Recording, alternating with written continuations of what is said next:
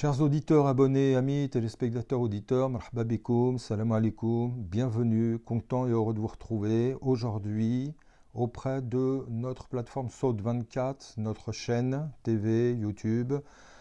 Aujourd'hui, je vais vous appeler, Ba'da Bismillah ar-Rahman ar-Rahim, wassalatu wassalam ala ashraf al-Mursalin, al-Habib al-Mustafa. Petite prière sur le prophète, ça fait jamais de mal, c'est toujours avec sa baraka qu'on arrive à quelque chose. Je vais vous appeler à Saut24 en particulier, mais à tous ces projets qui aujourd'hui sont sur le terrain et s'occupent de défendre l'islam dans son visage d'universalité et d'apaisement. Nous ne sommes pas les seuls, il y a de nombreux intervenants sur le terrain qui se sont engagés dans divers domaines et ce depuis bien plus longtemps que nous. Saut24 est un projet ancien mais qui ne s'est formalisé que ces dernières années, qui est là à votre service. On se retrouve autour de gens qualifiés, on se retrouve autour de gens spécialistes de certaines questions, mais dont la trame directrice est l'universalité et l'apaisement. Comme je l'ai dit dans la présentation que je faisais de Saut24, notre chaîne a pour vocation d'éduquer, a pour vocation d'enseigner, de rappeler des choses, d'être pédagogique, d'ouvrir des chroniques, d'appeler des spécialistes, de faire des tables rondes, etc. Et avant tout, c'est un vecteur d'union. Ce n'est pas le seul, je le répète, mais c'est un vecteur d'union. C'est un projet cristallisateur autour duquel nous pouvons, nous musulmans, en vous abonnant à notre chaîne YouTube, dont vous trouverez le lien juste en dessous, venir nous soutenir, mais en même temps venir démontrer que nous musulmans, qui sommes souvent dénigrés, caricaturés par des non-musulmans les trois quarts du temps, qui s'occupent de vouloir présenter l'islam alors qu'ils n'y connaissent rien, ou par un certain nombre de musulmans que je dénoncerai en temps voulu aussi, quand je parlerai notamment de réformes et qui s'inscrivent dans un espèce de laxisme désastreux, nous sommes dans le devoir de réagir. Le temps des pleurs est fini. Aujourd'hui, nous devons réagir. La victimisation, c'est fini. Aujourd'hui, nous devons nous prendre en charge. Nous ne sommes pas des handicapés, nous avons des bras et des jambes, nous avons un intellect. Nous avons nombre de gens suffisamment intelligents aujourd'hui en islam pour développer ces facettes les plus belles, pour en parler de la meilleure des façons, tant en français qu'en arabe. Aujourd'hui, ce dont nous avons le plus besoin, c'est de nous unir. Or, Saut24, Saut, la voix, le cri, lance ce cri, abonnez-vous, venez, unissons-nous, travaillons ensemble. Et je le répète, nous ne sommes pas les seuls. Beaucoup d'associations sont sur le terrain, travaillent magnifiquement, aident les gens sur différentes orientations, dans différents domaines, qui relèvent du droit, qui relèvent de l'information, qui relèvent de l'assistance solidaire, qui relèvent de différentes facettes que l'islam promeut de manière régulière. Aujourd'hui, Saut24 est là pour vous appeler de façon à pouvoir promouvoir ces gens, promouvoir ces associations. S'abonner à l'une ne veut pas dire ne pas s'abonner aux autres. Nous ne sommes pas dans une concurrence, nous sommes dans une complémentarité, dans une collaboration, dans une coordination. Notre besoin aujourd'hui est celui d'une synergie, est celui de rassembler des forces vives, de rassembler des compétences, de rassembler des orientations et surtout des bonnes intentions. Je rappellerai à cet effet un épisode lors de la vie du prophète, sallallahu alayhi wa sallam, j'en rappellerai même deux.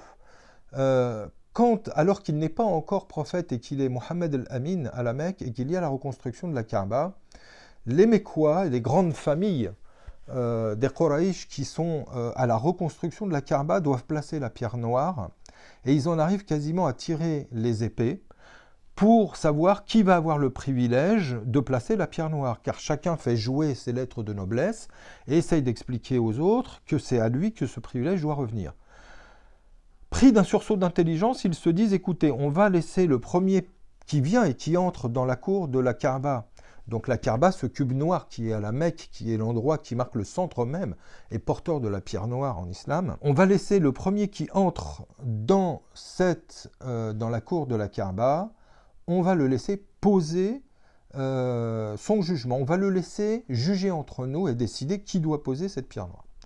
Donc, le prophète arrive. Et tous, le connaissant pour son honnêteté, pour sa droiture, vont être d'accord et lui demander, Mohammed, alors qu'il n'est encore pas prophète, je le répète de mémoire, il a 25 ans à ce moment-là, Veux-tu nous départager? Voilà ce qui nous pose problème et qui fait polémique entre nous.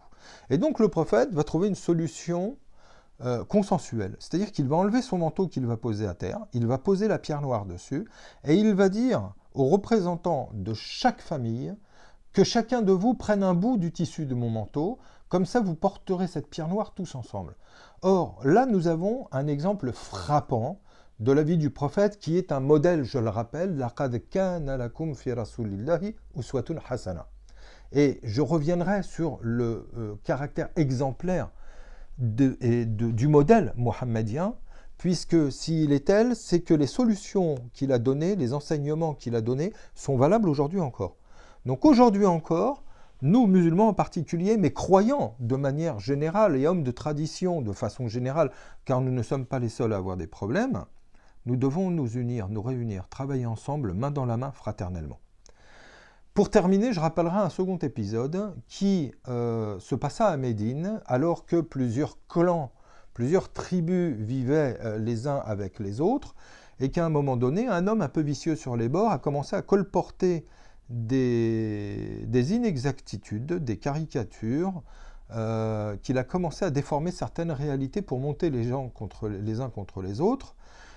Ces tribus médinoises en sont arrivées quasiment à tirer l'épée et à nouveau à entrer en guerre, ce qui était un petit peu leurs habitudes avant l'islam. Or, la grâce divine fait que cet homme va être identifié, son jeu va être percé, mis à jour, et un verset va descendre. Et la fin de ce verset, alors que j'ai noté parce que j'ai malheureusement pas la connaissance du Coran que j'aurais aimé, qui est dans la sourate Ali Imran, la 3e sourate, verset 104.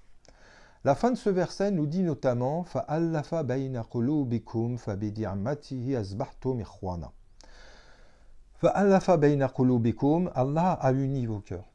فَبِنِعْمَتِهِ, et par sa grâce, فَأَصْبَحْتُمْ إِخْوَانًا, vous êtes devenus des frères. Donc, je le répète, فَأَلَّفَ بَيْنَ قُلُوبِكُمْ فَأَصْبَحْتُمْ بِنِعْمَتِهِ إِخْوَانًا. Ce verset est important, c'est que nous devons être unis. فَأَلَّفَ بَيْنَ قُلُوبِكُمْ, il a uni vos cœurs. C'est au niveau du cœur que se passe l'union qui nous permettra d'être réactifs. Car aujourd'hui, nous devons agir, mais également réagir.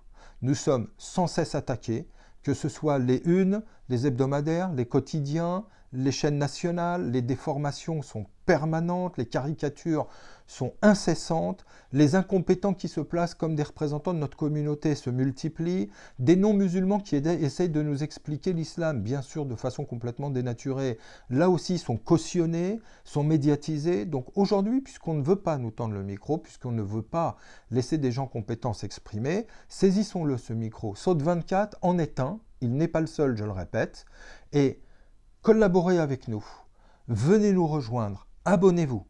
Vos abonnements, notre nombre, notre force sera une union. Or, je rappellerai pour conclure que cette union, en arabe, se dit tawhid. Nous unir, ce sera faire du tawhid. Et c'est parce que l'on aura fait du tawhid, comme l'avait compris à leur époque l'émir Abdelkader par exemple, ou Salah ad-Din al-Ayyubi, ou encore Abdelkarim al-Khattabi par exemple, ou Omar Mokhtar, ou tous ces gens qui ont dû combattre l'injustice, la première des choses qu'ils ont faites, c'est d'aller unir déjà leurs propres forces vives en interne. C'est-à-dire réunir les clans, les tribus. Aujourd'hui, on n'a plus d'école de madhab, d'école de pensée, d'école de ci, d'école de ça. Nous sommes tous les enfants de la ilaha illallah Muhammad Rasulullah. Donc ce cri, cette saut, cette voix, je l'élève aujourd'hui vers vous, au nom de la ilaha illallah Muhammad Rasulullah, unissons-nous.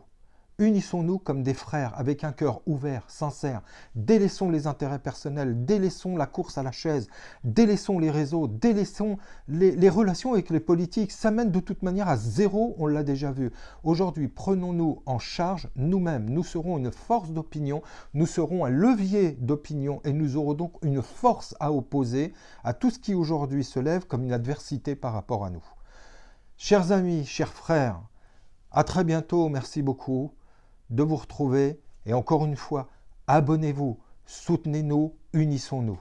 Salam alaikum, filaman.